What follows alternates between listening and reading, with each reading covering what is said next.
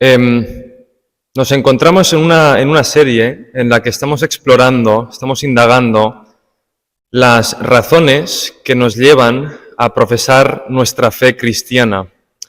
Y como ha dicho también, suelen asediarnos, nos suelen acechar un sinfín de interrogantes que nuestra cultura, al poner en entredicho la veracidad de nuestra fe, nos hacen sentir incluso incómodos, hacen dudar de la verdad de la fe que profesamos.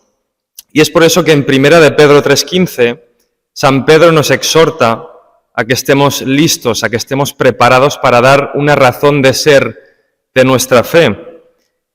Y este es el motivo por el que nos encontramos en esta serie, para explorar de forma breve algunas de las razones que nos llevan a profesar la fe cristiana.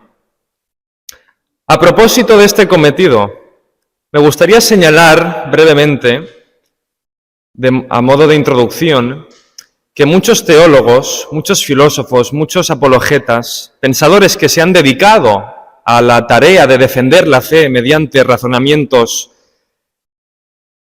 han utilizado el mundo exterior como signo de la verdad de la fe cristiana.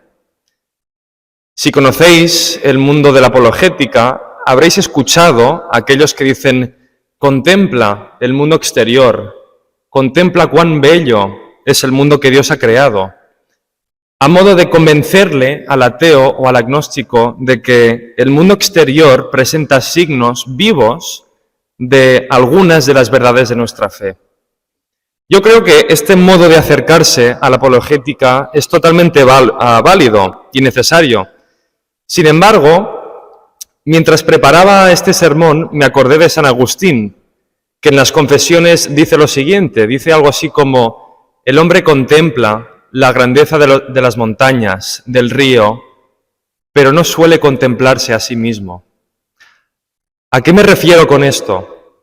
Lo que quiero decir es que, de hecho, si nos fijáramos en nosotros mismos y no solamente al mundo exterior, encontramos una variedad profunda de razones que pueden llevarnos a profesar la fe cristiana, en tanto que una fe razonable y verdadera. Por lo tanto, quisiera centrarme en algunos aspectos de la interioridad y del corazón humano para que entendamos por qué, al mirarnos a nosotros mismos, encontramos razones de peso para profesar la fe cristiana.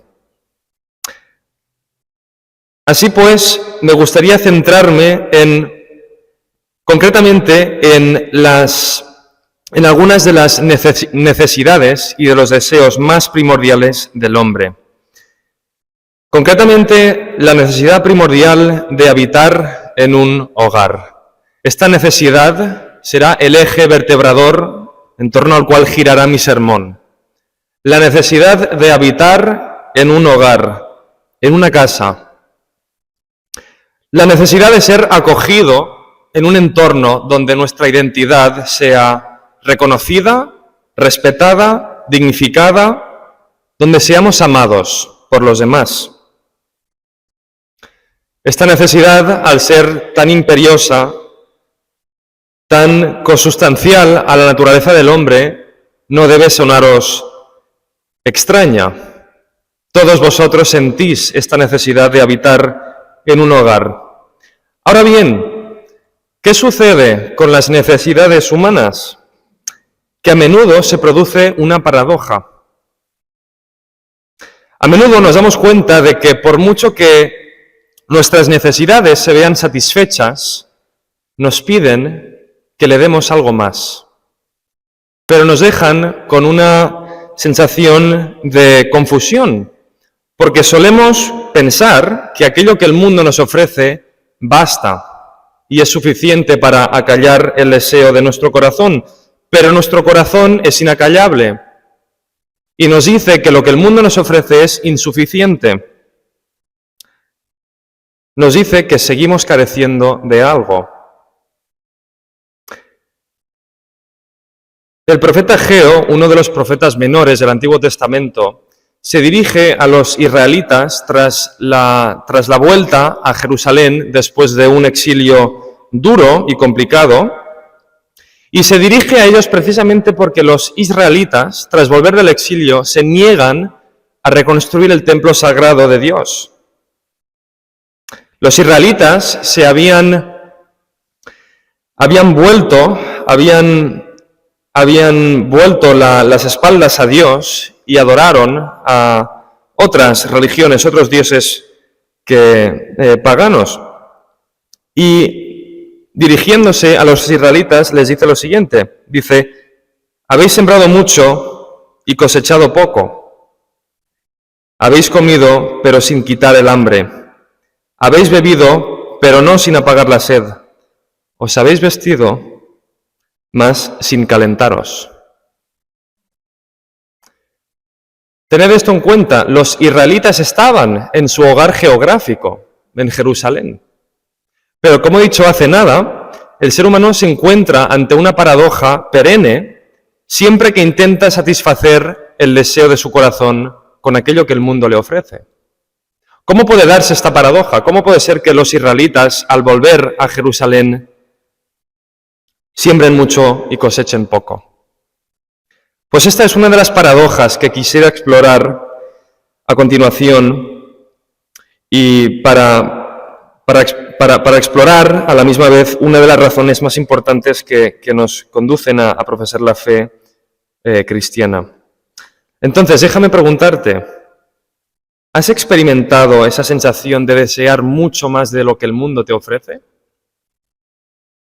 ¿Has sentido alguna vez que el mundo debería ofrecerte mucho más de lo que tienes a tu alcance? Con respecto a la necesidad del hogar, yo creo que en el fondo todos hemos experimentado esa sensación. Me explico. Como he dicho antes, buscamos un hogar donde podemos sentirnos amados, aceptados, donde podamos ver que nuestra identidad es reafirmada. Pero aunque algunos vivamos con la certeza, con la supuesta certeza de vivir en un hogar, muchas veces sentimos una extraña nostalgia. Una nostalgia que nos remite a un mundo extraño, porque es un mundo que se diferencia muchísimo del mundo en el que vivimos. Tened en cuenta que nostalgia en el griego significa el dolor del recuerdo. La nostalgia es un recuerdo doloroso. En nuestro caso sentimos una nostalgia que, como digo, nos remite a un mundo extraño, porque intuimos que fuimos creados para otro mundo. Y esa nostalgia nos asola y nos hace sentirnos confundidos, porque decimos, ¿cómo puede ser que habitando en mi hogar me sienta que soy un extranjero? Y esa realización, esa toma de conciencia, nos habla de una desproporción dramática entre los deseos de nuestro corazón y lo que tenemos a nuestro alcance. Y esta es la gran tragedia del hombre. Ser capaz de imaginarse un mundo mejor, pero impotente a la hora de alcanzarlo. Vivimos con la esperanza de que el mundo nos resulte más familiar, de vivir en un mundo impregnado de sentido, de verdad, de armonía, de belleza. Este deseo se vio trágicamente defraudado en el siglo XX, cuando el mundo empezó a ser bélico, cuando el mundo empezó a ser excesivamente técnico, donde al hombre solamente se le percibía en tanto que homo economicus, como agente productor al servicio de un sistema que le aliena y le aleja de su más íntima humanidad. Como reacción a esta tendencia alienante, Kafka escribió La Metamorfosis, que supongo que a algunos de vosotros os sonará la Metamorfosis de Kafka. No quisiera haceros un spoiler si no habéis leído la novela, pero sí que me gustaría hacer alguna observación acerca de la novela. Gregorio Samsa, el protagonista, se levanta una mañana y se da cuenta de que se ha convertido en un bicho raro. Kafka no nos explica por qué Samsa se convierte en un bicho raro. Lo que nos explica es cómo Gregorio Samsa convive con esta nueva condición suya en un hogar, con una familia que de forma paulatina se va alejando de él. Gregorio Samsa se da cuenta de que en el seno de su propio hogar siente una alienación que finalmente estalla en un odio radical hacia su persona. Pues bien, yo creo que Kafka retrató la experiencia del hombre del siglo XX con mucha viveza, porque en el fondo el ser humano se dio cuenta de que tras la muerte de Dios que pronunció Nietzsche en el siglo XIX, el mundo se volvía mucho más extraño, mucho más hostil, mucho más alejado. En definitiva, un mundo que no le resultaba para nada familiar. He citado a un novelista, me gustaría citar ahora a un filósofo, Albert Camus, que en el mito de Sísifo, un bellísimo ensayo donde explora la condición del hombre del siglo XX en su búsqueda por el sentido, por un mundo impregnado de belleza y de armonía, dice lo siguiente. Dice, el deseo profundo del espíritu, incluso en sus operaciones más evolucionadas, coincide con el sentimiento inconsciente del hombre frente a su universo. Es exigencia de familiaridad, apetito de claridad. Para un hombre, entender el mundo es reducirlo a lo humano, hacerlo familiar, marcarlo con su sello, que su impronta sea notada y sea reafirmada. Esa nostalgia de unidad, dice Camus, ese apetito de absoluto, ilustra el movimiento esencial del drama humano. Pero el primer movimiento de ese mundo se resquebraja y se derrumba. Una infinidad de fragmentos relucientes se ofrecen al conocimiento. Pues si trato de aferrar ese yo que tengo tan seguro, si trato de definirlo y resumirlo, no es sino un agua que corre entre mis dedos. Creo que esta frase última, define muy bien lo que está intentando decir Camus. ¿Os ha pasado alguna vez que al intentar poseer o al intentar ser máximamente cercanos con el mundo, os dais cuenta de que el mundo se os escapa? El mundo se presenta a veces incluso de una forma hostil. Hay una distancia, un abismo que separa tu corazón del mundo. Y te das cuenta de que a veces el mundo no tiene el sentido que tú exiges o que deseas que tenga. Y bien, esa es la gran tragedia del hombre. Esa es la gran tragedia del hombre que siente esa necesidad inacallable de vivir en un mundo familiar, en un mundo que le resulte próximo. Ahora bien, ¿qué dice la Biblia acerca de esta condición del hombre? ¿Qué nos sugiere el relato bíblico sobre esta tragedia, este drama humano que se acentuó sobre todo en el siglo XX? Curiosamente, la Biblia nos dice que somos exiliados. Somos exiliados en medio de un mundo que no nos pertenece. La Biblia constata esta desproporción que hay entre el corazón humano y el mundo en el que vive. Este exilio se manifiesta de muchas formas. Nos sentimos perdidos. Sentimos que a veces nuestra vida no tiene propósito. Buscamos el bien, la verdad y la belleza, pero no la hallamos. La Biblia, concretamente Jesús, creo que la parábola que mejor define esta condición del hombre es la parábola del hijo pródigo. Si recordáis, hace unas semanas mi padre predicó sobre la parábola y yo me tomo el permiso de comentarlo. Y como recordaréis, la parábola del hijo pródigo en el fondo nos representa a todos nosotros. Representa esa condición de exiliados en la que todos nosotros nos encontramos. El hijo pródigo abandona su hogar en busca de otro. Nótese que Jesús dice que el hijo se fue a un país lejano. Y como he dicho antes, la Biblia nos habla de esa condición de exiliados en la que nos encontramos.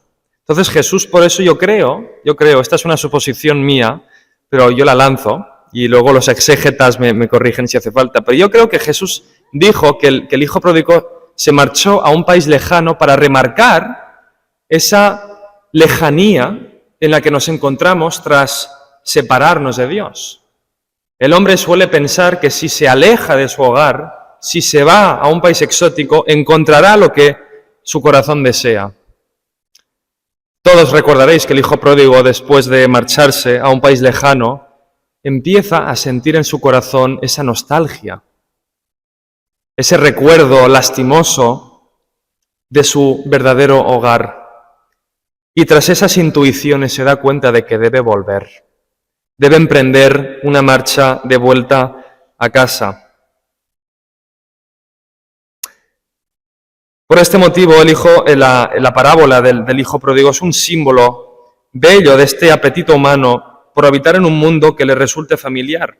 El hijo pródigo vuelve y el primer encuentro que tiene es con el Padre. Con el Padre. Ahora bien, esta parábola no debe llevarnos a suponer que Jesús está condenando los viajes lejanos en términos geográficos. Eso no significa que no podamos irnos a la India si somos España para gozar de la belleza del mundo. No, Jesús no nos está diciendo esto. La idea del hogar, al menos en el sentido bíblico, no se ciñe a un espacio geográfico concreto. Entonces, ¿qué es lo que nos está sugiriendo Jesús con esta parábola? Nos está diciendo, en primer lugar, como he dicho antes, que somos exiliados, pero que en el fondo debemos ser sensibles, igual que el hijo pródigo. Debemos ser sensibles a esa nostalgia humana que nos ayuda a ser conscientes de a dónde debemos ir. El hijo pródigo solo pudo volver a casa cuando se dio cuenta de lo que su corazón le estaba clamando. Le estaba clamando, vuelve a casa. Es por eso que el cristiano debe ser consciente de que en último término el mundo nunca le podrá ofrecer el verdadero hogar que tanto anhela. Entonces la fe cristiana nos exhorta a emprender una especie de ascesis. Debemos liberarnos y despojarnos de las ataduras de este mundo, ser sensibles a nuestra nostalgia y emprender un viaje de vuelta a casa. Esta sensibilidad, esta conciencia de la nostalgia, la tenía muy presente C.S. Lewis. Y a este propósito voy a citar un fragmento de Mero Cristianismo que muchos de vosotros conoceréis. Realmente lo he citado porque Amy es una gran fan de C.S. Lewis y así, se pone contenta. Dice C.S. Lewis, si encuentro en mí mismo un deseo que nada de este mundo puede satisfacer, la explicación más probable es que fui hecho para otro mundo. Si ninguno de mis placeres terrenales lo satisface, eso no demuestra que el universo es un fraude. Probablemente los placeres terrenales nunca estuvieron destinados a satisfacerlos, sino a excitarlos, a sugerir lo auténtico. ¿Notáis esa sensibilidad de Lewis? Pues bien, yo creo que, en definitiva, esta parábola nos exhorta, ¿no? Nos exhorta a ser sensibles a estas intuiciones, a estas intuiciones que la nostalgia nos hace percibir. Si nos fijamos en el Génesis, por ejemplo, inmediatamente después de la caída, después de que el hombre se separara de su verdadero hogar, que es la presencia con Dios, y esta es la clave para entender el concepto bíblico del hogar, que es morar en la presencia de Dios. Igual que Jesús, como hemos leído hace poco, que Jesús está preparando moradas infinitas en el cielo, precisamente porque allí es donde habita Dios.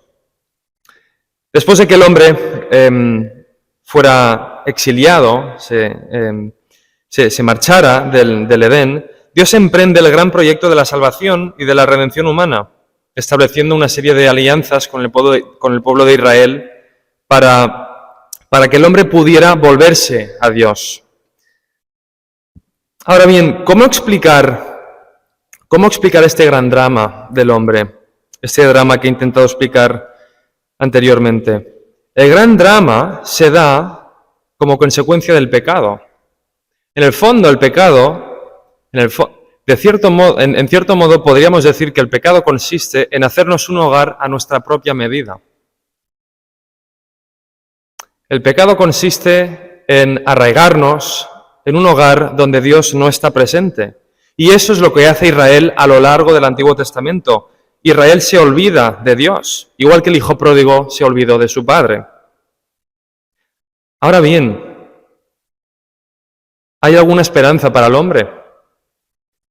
Debemos vivir permanentemente en esta nostalgia, en este recuerdo que nos duele, sin esperanza alguna, sin remedio alguno. La gran promesa cristiana, el gran gozo que nos trae el Evangelio, es que el amor de Dios es tan grande. El amor de Dios consiste en que envió a su Hijo para que pudiéramos reencontrarnos con Dios y habitar en su presencia, habitar en nuestra verdadera morada. El Dios cristiano no es un Dios alejado, una deidad que contempla el drama humano sin intervenir en él, sin preocuparse por él. Al contrario, el Dios humano es tan cercano que llegó a experimentar en su propia carne esta desolación del hombre que se siente lejano de Dios. Recordaréis las palabras de Jesús en el Calvario. Dios mío, ¿por qué me has abandonado? El hombre se siente a veces abandonado por Dios, por su propio pecado, pero abandonado, lejano. Y Dios es tan cercano a nosotros que sintió en su propia carne, esto es muy fuerte, sintió en su propia carne esta desolación y clamó al cielo, ¿por qué me has abandonado? Dios no se toma a la ligera el drama humano, al revés, lo encarna, lo sufre, lo padece. Ahora bien, la radicalidad de Jesús es que no fue meramente un hombre que dijo, bueno, yo sugiero un camino determinado para que volváis a Dios y os reencontréis con Él, no. Como hemos leído antes, Jesús en Juan capítulo 14, versículo 6 dice, yo soy el camino, la verdad y la vida. Nadie llega al Padre sino por mí. Yo creo que esta es una de las máximas expresiones del amor de Dios para con el hombre, identificándose tanto con el drama humano que desciende a la tierra y nos ofrece su propia presencia como camino y puente para llegar a encontrarnos con Dios y morar en nuestra verdadera casa. ¿Por qué ser cristiano? Como hemos visto, el hombre tiene un problema irremediable y hay que solucionarlo. Vivir de forma permanente sin solucionar el problema humano es ignorar tu verdadera naturaleza. Entonces uno debe remediarlo. Pero como dice Camus, esa respuesta se nos escurre de entre las manos. No somos capaces de solucionarlo por nosotros mismos. Entonces, ¿por qué ser cristiano? Porque Dios desciende y pone remedio a este problema. Cuando Poncio Pilato le pregunta a Jesús en el pretorio si era el rey de los judíos, esta respuesta me encanta, porque Jesús dice, mi reino no es de este mundo. ¿Notáis esta sensibilidad de Jesús con la nostalgia humana, el drama humano? Dice, no. Si mi reino fuera de este mundo, en el fondo, dice, el hombre no tendría remedio. Pero mi reino no es de este mundo. Entonces el reino de los cielos es nuestro verdadero hogar y es precisamente lo que vino a predicar Jesús. De hecho, si no me equivoco, y luego los teólogos me corregirán, pero si no me equivoco, y esto tendría que haberlo consultado, pero es que ahora me viene a la cabeza. Si no me equivoco, cuando se redactaron los evangelios, se denominaban, el título era el evangelio del reino, ¿no? Si asientes con la cabeza me sentiré bien. Bueno, sí, ¿no? Vale, bien. Vale, gracias. Claro, el evangelio es eso. Es la proclamación, el anuncio de nuestro verdadero hogar, que es el reino de los cielos. Cuando Poncio Pilato le pregunta, ¿cuál es tu reino? Le dice, no, es que mi reino no es de este mundo. Es el reino de los cielos. Y Jesús nos invita a participar en él, a ser hijos del reino. En último lugar, quisiera también hablar un comentario breve acerca de la Iglesia. ¿Qué decir de la Iglesia? Jesús fue un personaje que, sí, bueno, Dios se encarnó hace 2000 años, pero que luego ya no habita entre nosotros. ¿Qué solución tiene el hombre del siglo XXI? La Iglesia, la forma en la que el cristianismo ha entendido la Iglesia es como el signo físico y visible de la presencia de Cristo que se prolonga a través de la historia, para que el hombre de hoy pueda seguir teniendo ese encuentro con Jesús. Entonces, una de las metáforas más bellas sobre la Iglesia es la de la maternidad. En el fondo, la Iglesia es como una madre que extiende su mano tierna al hijo y le guía el camino, le enseña el camino para volver a casa. ¿Qué nos dice esto? Que nosotros, los cristianos, debemos ser sensibles a todo aquel que está en busca de un hogar, a todo aquel que se siente desolado porque no encuentra en este mundo su verdadera morada. Y no solamente con los indigentes. Los indigentes no hacen más que acentuar esa mendicidad humana, pero aquellos que, a pesar de habitar en una casa, sienten esa sed de un hogar, pues la Iglesia debe acudir a su encuentro y predicarles el Evangelio y recordarles que el corazón humano tiene un remedio, y ese remedio se llama Jesús. Gracias.